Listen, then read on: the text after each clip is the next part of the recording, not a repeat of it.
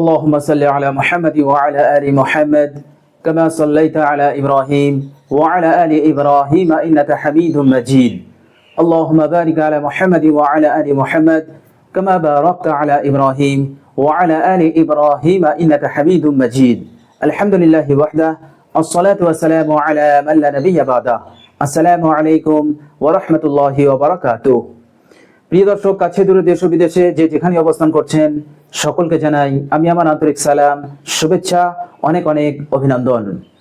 প্রিয় দর্শক, আজকের ভিডিওতে হযরত বিলাল রাদিয়াল্লাহু তাআলা আনহুর দুটি গোপন আমল আমি আপনাদের সঙ্গে শেয়ার করব ইনশাআল্লাহ।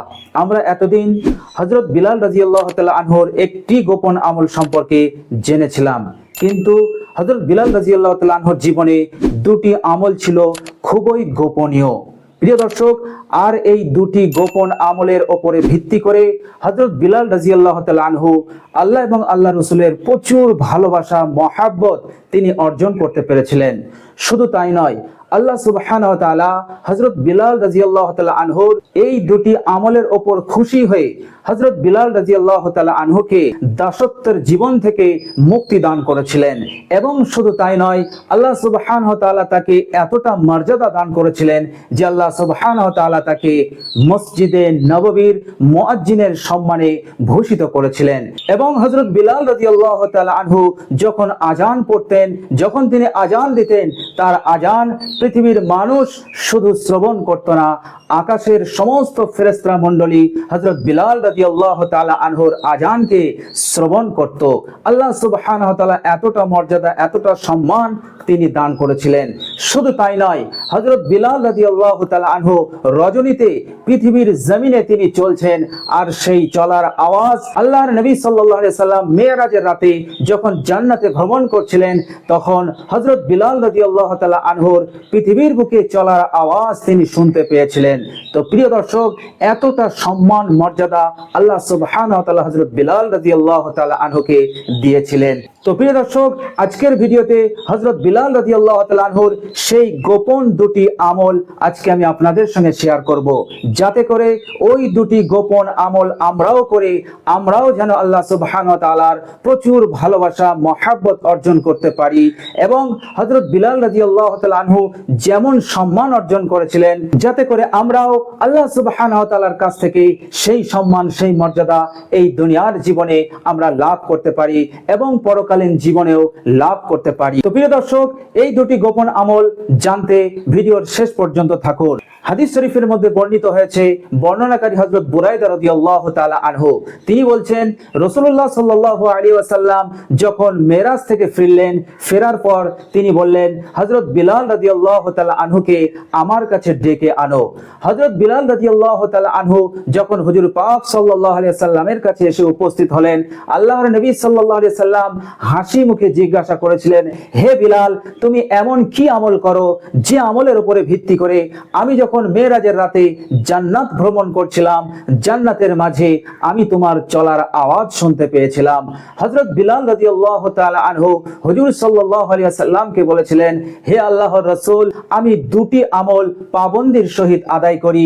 এক নম্বর হচ্ছে, আমার যখন কোনো গুনাহ হয়ে যায়, সঙ্গে সঙ্গে আমি ওযু করি, ওযু করার পর আমি 2 রাকাত সালাতুত তাওবার 2 রাকাত নামাজ আদায় করি।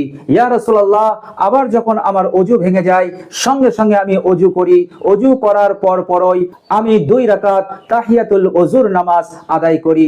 ইয়া রাসূলুল্লাহ, এই দুটি আমল আমি পাবন্দির সহিত আদায় করি। আল্লাহর নবী সাল্লাল্লাহু আলাইহি ওয়াসাল্লাম শোনা মাত্রই বললেন, হে বিলাল, এই দুটি আমল আল্লাহ সুবহানাহু ওয়া তাআলা এতটা পছন্দ করেছেন, এতটা পছন্দ করেছেন যে তুমি দুনিয়ার বুকে চলছো, আর তোমার এই চলার আওয়াজ জান্নাতের মাঝে আল্লাহ সুবহানাহু ওয়া তাআলা আমাকে শুনিয়ে দিয়েছেন। তো প্রিয় দর্শক, এই দুটি আমল নফল আমল, কিন্তু যদি আমরা এই দুটি আমলকে পাবন্দের সহিত আদায় করি, তাহলে আল্লাহ সুবহানাহু ওয়া তাআলা হযরত বিলাল রাদিয়াল্লাহু তাআলা আনহুর ন্যায় আমাদেরকেও প্রচুর ভালোবাসবেন এবং প্রচুর মর্যাদা সম্মান আল্লাহ সুবহানাহু ওয়া তাআলা আমাদেরকে প্রদান করবেন।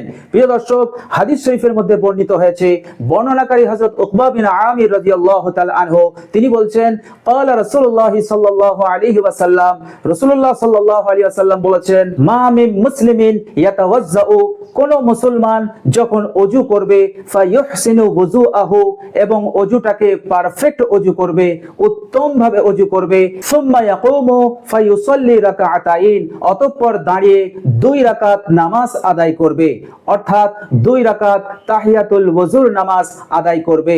রাসূলুল্লাহ সাল্লাল্লাহু আলাইহি ওয়াসাল্লাম বললেন, মুকবিলান আলাইহিমা বিকলবিহি ওয়া ওয়াজহিহি, এবং সে নামাজটা পড়লো অত্যন্ত ধ্যানের সহিত, মনোযোগের সহিত, ইখলাসের সহিত। আল্লাহর নবী সাল্লাল্লাহু আলাইহি ওয়াসাল্লাম বললেন, ইল্লা ওয়াজাবাত লাহুল জান্নাহ, আল্লাহ সুবহানাহু ওয়া তাআলা তার জন্য জান্নাতকে ওয়াজিব করে দেন।